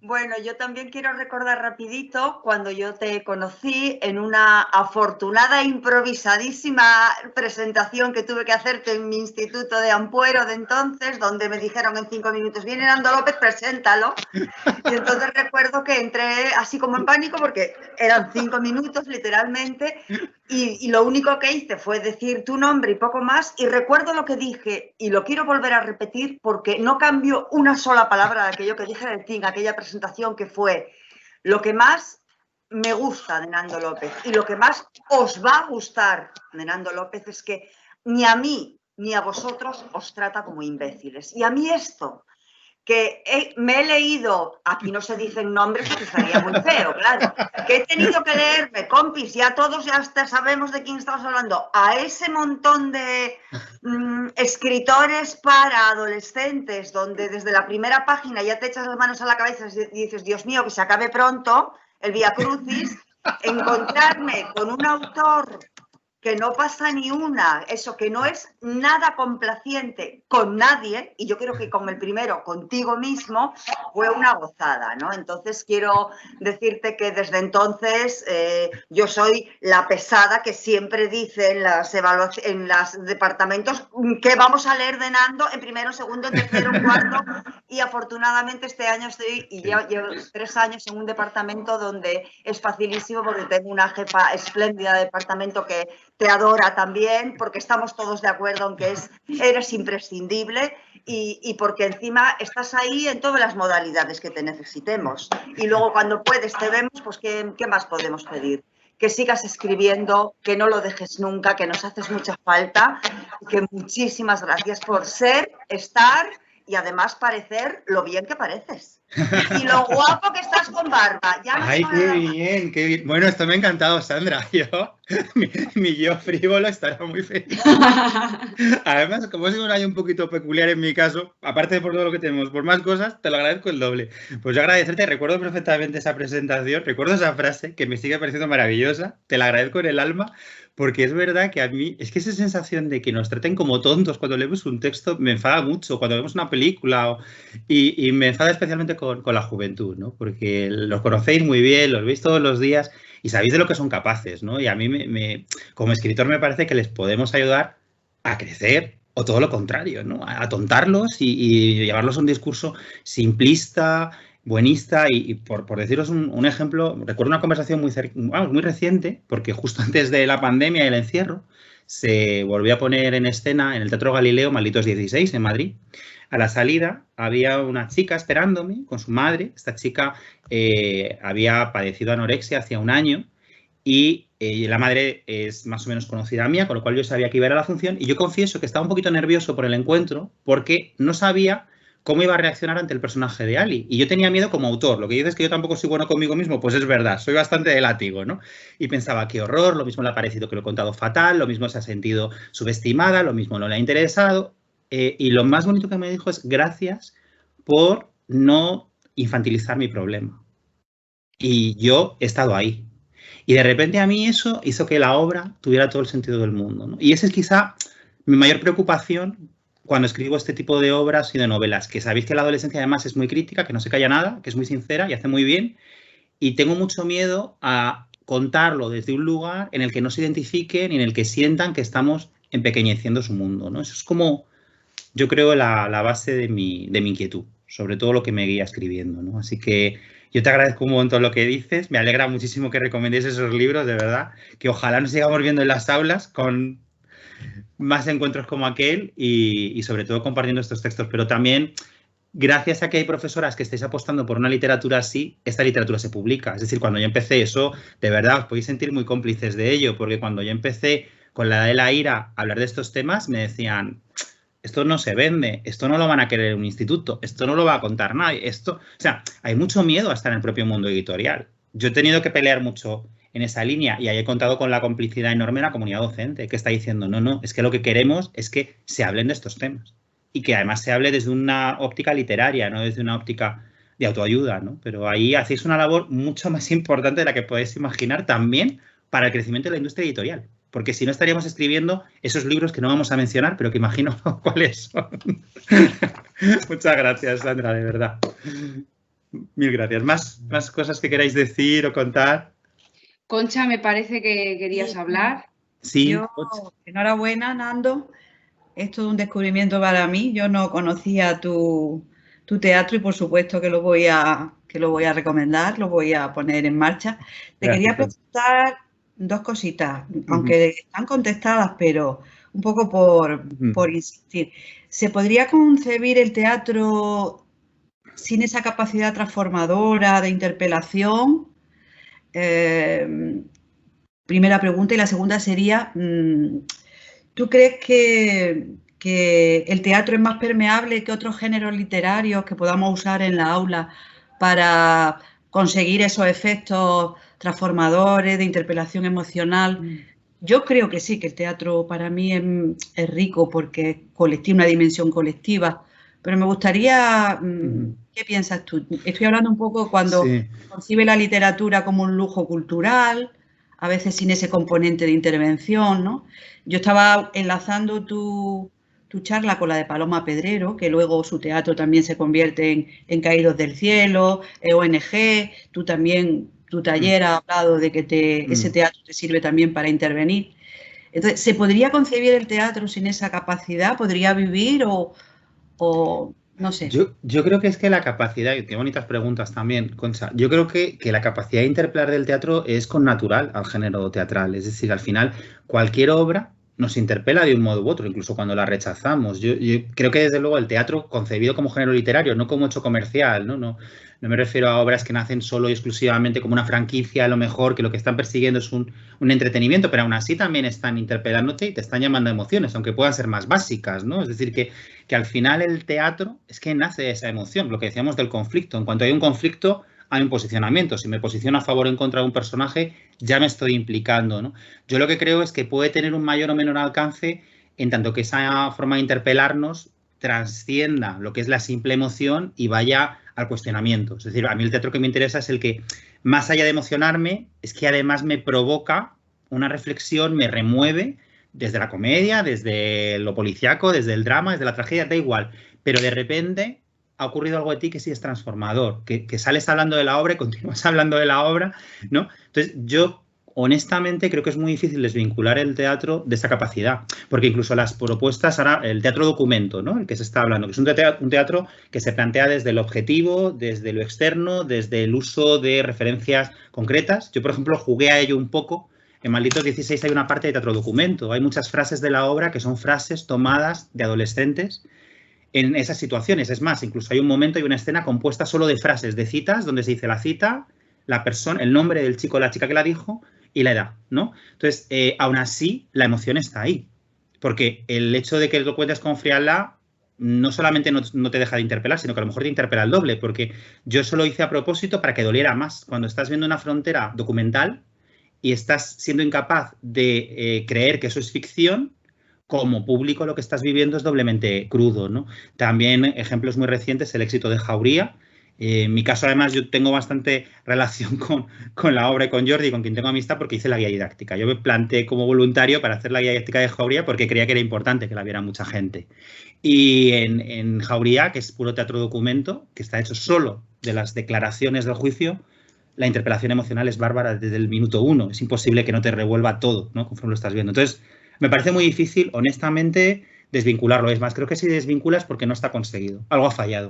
O sea, si el teatro no nos ha emocionado, si no nos ha propuesto, si no nos ha interrogado, algo está fallando, ¿no? Y luego, lo segundo que dices, yo coincido contigo, creo que el teatro es uno de los géneros más potentes en el aula. Primero porque permite un trabajo colectivo. Es mucho más fácil la lectura colectiva expresiva teatral que la novelesca. Si habéis intentado, y seguro que sí, cuando leemos una novela o un relato en grupo, siempre está quien se nos despista, quien se pierde, quien no se ha enterado. Gente que además te dice, es que yo lo me entero si leo en voz alta. Tenemos todo tipo de casuísticas y al final la lectura no tiene el mismo éxito que cuando pones un diálogo teatral. Es que es automático. Además, como les gusta el texto, se pelean por ser, yo quiero ser tal, yo quiero ser no sé quién. O sea, tiene algo que a lo mejor no hemos mencionado aún, pero que también es muy importante. Es que el teatro tiene una dimensión lúdica. No deja de ser un juego. Es que al final el teatro nace como, primero, un rito. O sea, tiene algo que ver con el misterio, con la poesía, con la magia, con el vamos a conectar con los dioses y de ahí que nos conecte con tantas preguntas importantes, pero a la vez es un juego, es la máscara, es el vestuario, es el disfraz. Entonces, en el aula nos da todas las posibilidades que queramos utilizar. Yo, por ejemplo, con lo que sí que hago cuando trabajaba teatro en el aula, nunca partía del texto como tal, siempre partía de una aproximación intuitiva, siempre partía o del cartel, a ser posible, o del título. A partir de ahí jugaba con el título del cartel, con una lluvia de ideas, de qué va a ir esta obra, de qué crees que va a hablar. Inventábamos incluso a lo mejor un reparto. Les iba dando el texto, digamos que les iba aproximando al texto desde el juego, para que ya la obra tuviera como una expectativa previa que había nacido de su propia visión, ¿no? Y luego lo que jugábamos después siempre era reconstruir esa obra y llevarla a su territorio, ¿no? O ahí, pues yo qué sé, cuando hablábamos, antes mencionabais La vida de sueño, pues yo con La vida de sueño siempre les pedía que me hicieran, en su momento era Twenty o Facebook, hoy les pediría a Instagram, la red social de Segismundo de Rosaura. O sea, ¿cómo sería? Quiero decir, creo que el teatro se puede hacer con la novela también, desde luego, con la poesía, pero es que el teatro lleva por sí solo ya la dimensión espectacular, la dimensión escénica. Entonces, el juego forma parte de la obra, ¿no? Y luego ayuda mucho también a perder miedos, a mejorar la expresión oral, hablar en público. Se puede hacer online. Ahora podríamos estar haciendo una lectura dramatizada, colectiva. Yo creo que de verdad que el teatro es muy, muy poderoso y luego también genera otra cosa muy bonita, que es que genera sensación de grupo. También sirve como cohesión. La obra que decía Alejandro, que es una obra con la que estoy viviendo cosas muy especiales, que es la foto de los 10.000 me gusta, esta que tiene pendiente, es una obra para niños y niñas de 10, 12 años, y la escribí porque en primaria me pedían, muchas maestras sobre todo, una obra que pudiera trabajar con toda la clase, que fuera un proyecto de clase. Y entonces yo escribí una obra con 20 y tantos personajes, que estuve a punto de enloquecer, porque aquello más que una obra, una saga, pero que sí me consta y he visto algunos trabajos que han llevado a cabo en algunos colegios, cómo ha servido de trabajo de tutoría o de trabajo proyecto global de fin de curso, ¿no? O sea, yo creo que también esa dimensión no hay que olvidarla. El teatro une y une mucho. Entonces, y luego además une disciplinas. Es algo que podemos trabajar con el departamento de música, con el departamento de plástica. Dependerá de cómo sean los departamentos de nuestros centros, pero a priori podemos sumar fuerzas. Y luego también une capacidades. A lo mejor tengo un alumno o una alumna que no le interesa nada el teatro desde lo textual, pero es maravilloso desde la interpretación, o es fantástico desde la música, o es genial imaginando una escenografía. O sea, que yo creo que también el teatro tiene la capacidad de potenciar a nuestro alumnado en diferentes lenguajes y que cada uno sume desde donde quiera sumar. Eso también me parece muy valioso, ¿no? O sea, yo lo recomiendo mucho porque luego además para actividades de creación es muy, muy potente, ¿no? Gracias. ¿Más cosas? Sí, ¿se me oye? Sí. Levanté la Sí. manita. Pues, bueno, Nando, yo he tenido ocasión de escucharte en 2 ocasiones. Bueno, no, perdón, miento. En una ocasión en Gran Canaria. ¡Ay, qué bien! Sí, Buenos recuerdos de aquello. Sí. Y bueno, te quería decir, porque me gusta escucharte, bueno, te quiero agradecer esos enlaces que nos mandaste a todo el profesorado cuando empezó el confinamiento para que pudiéramos ver las obras y facilitarlas al alumnado, porque la verdad es que fue todo un detalle y nos vino muy bien, ¿no? Yo me uno a todo lo que has dicho, ¿no? El concepto de teatro que tienes. Aquí sé que hiciste una intervención una vez en un centro del profesorado, yo intervine después de ti, pero no pude venir, nos cruzamos en el pasillo, bueno, estaba recién operada, solamente fui a la hora que me tocaba, bueno, fue una pena, pero yo quiero insistir también en una cosa y luego quiero hacerte una pregunta, ¿vale? Sí. Aparte de todo lo que comentas, el trabajo en equipo, el trabajo de capacidades, la mezcla de disciplinas, yo te hablo de otra disciplina también, que es la disciplina para asistir a los ensayos, por ejemplo, que es una cosa que yo he descubierto haciendo teatro con escolares, es decir, si quedas para un examen no vienen, pero si quedas para un ensayo sí. Y ese tipo de cosas. Y yo, por ejemplo, lo que veo, y es lo que detecto en toda la gente que está participando en esta jornada, es que cada vez que hacemos referencia al teatro, cada vez que nombramos cosas que hemos hecho, a todos se nos encienden los ojitos, es decir, es un rollo de entusiasmo, de verdad, increíble, y yo creo que ese entusiasmo lo contagiamos, ¿vale? Entonces yo siempre digo que en mi vida ha habido un antes y un después de encontrarme con el teatro, sin duda. Y sé que en la vida de muchos de mis alumnos y de muchos compañeros, porque yo he tenido la suerte de contar a veces con equipos de profes que han querido hacer teatro y han hecho incluso teatro para teniendo como público nuestro alumnado, ¿no? O sea, cosas graciosísimas. A veces con un interés más, digamos, con una finalidad más de llevar determinados mensajes, como pueden ser cosas de igualdad, y otras veces simplemente por divertirnos. Porque a veces también yo creo que hay que parar un poco y decir, bueno, este curso voy a hacer teatro para divertirme nada más, porque está muy bien también, ¿vale? Y al final nos une de otra manera, ¿no?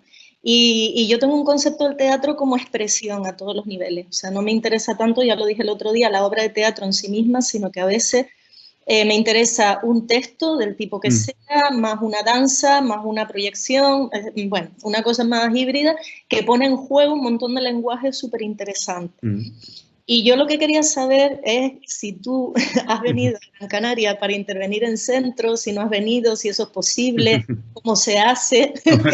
Sí he ido, y es más, iba a haber ido este curso de nuevo, pero se detuvo lógicamente por el confinamiento.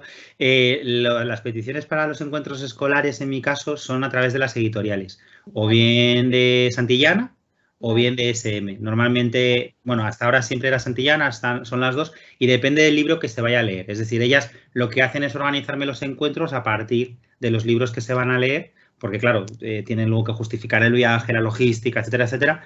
Y sí hay previstas fechas, de momento creo que me llevan a Tenerife, no sé si Gran Canaria, ojalá sí, pero todos los años voy y depende de eso, las peticiones se hacen con la editorial. O sea que tú lo que tenías que hacer ahí es hablar con el comercial o la comercial de la editorial que vayáis a... Vale. El libro que se vaya a leer o que se vaya a recomendar, y ellos ya te dirán si es factible o no, y ojalá sí. Yo estoy deseando retomar los viajes porque los echo mucho de menos y tengo mucho mono de esos encuentros, la verdad es que sí. De todas formas, yo te vi una vez aquí en Las Palmas, pero presentabas una colección, pero tú hacías los prólogos, me parece, si no recuerdo. Sí, exactamente, de clásicos. Pero, una colección de clásicos. Cuando tú intervienes en los centros es por este tipo de lecturas, ¿no? Claro, exactamente, son mis libros, exactamente. Vale. Vale, es que cada vez que me llegan tus correos diciendo todos los estrenos que estás haciendo, me quedo así como hecha polvo. Pues os llegarán más, porque además en octubre sale una nueva obra de teatro, que estoy muy ilusionado con ella y que tiene mucho que ver también con coeducación, que se llama Inventando a Lope, que es una obra donde en la madurez de Lope de Vega se plantea un posible encuentro con María de Zayas y Ana Caro. Entonces se habla de las jóvenes escritoras que empezaban entonces a buscar su lugar y el maestro que está en el ocaso de sus días, que es Lope, pero que Lope además habló muy positivamente de las dos. O sea, sí que hay testimonios donde habló de cuánto le gustaba el teatro de una y las novelas de otra, ¿no? Y es una obra que se aborda un poco eso, ¿no? Hay una mirada no solo de coeducación, una mirada de género, sino también generacional, de cómo necesitamos convivir las generaciones, ¿no? La más veterana y la más joven. Y eso saldrá en octubre. O sea que en esos correos, en ese mailing os llegará. Si alguna vez os aburre recibirlos, me avisáis y yo dejo de llenaros de spam teatral y narrativo el buzón. Mil gracias. Como has dicho, Inventando a Lope. Inventando a Lope. Vale, bueno, lo veremos por las redes. Sí, saldrá en redes. En breve compartiremos la cubierta. Saldrá en octubre con Antígona, exactamente. Sí. Pues muchísimas gracias. Un placer, de verdad. Un placer. Nando, lo que nos da es mucha envidia de no poder ir a todo. Yo creo que eso que le pasa a Silvia también, que no podemos ir a todo, pero nos encantaría, vamos. Pero creo que sí vais a tener en Santander, sí va a estar Tito Andrónico, ¿no? Tito va a estar la versión que el 9 de enero. Sí, pues si podéis ir, no dejéis de ir. Yo es una versión que me encargaron para el Festival de Mérida, de la que estoy muy, muy feliz porque el equipo que la hizo posible es maravilloso.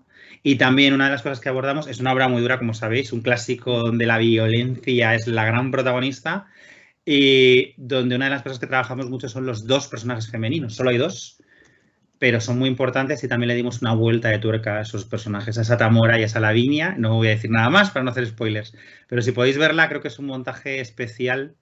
Y también hemos hecho guía didáctica, o sea que, bueno, que están en plena gira. La verdad es que es una experiencia muy especial ese Tito Andrónico, ese Shakespeare. Para literatura universal sería maravillosa. Va a estar, se va a publicar también en no mucho, o sea que también la podréis usar. Bueno, siempre escogemos Shakespeare, ¿no? Pues o Romeo y Julieta o Rey Lear o tal, así como las más conocidas. Y esta, que es menos conocida, bueno, la verdad es que es una pena que no se lea. Yo estoy deseando que llegue el día 9, porque aquí hay mucha gente que te vio en Mérida, pero yo no. Qué bien, es verdad, es verdad. Que aquí hay gente que ya la ha visto. Pues va a llegar para allá, Genial, genial. Bueno, ¿alguna cosilla más? ¿Alguien que quiere intervenir? Bueno, yo solamente darle las gracias, como siempre, porque, bueno, lo he puesto en el chat, no me canso de escucharte y siempre se aprende muchísimo. Y, bueno, pues qué suerte estos de Santander, que sí que pueden ver tus obras, no como yo, que me tengo que ir a Madrid con todos los autobuses y este año pues no va a ser posible. Así que, bueno, a ver si termina la pandemia y podemos volver a ver una obra todos juntos.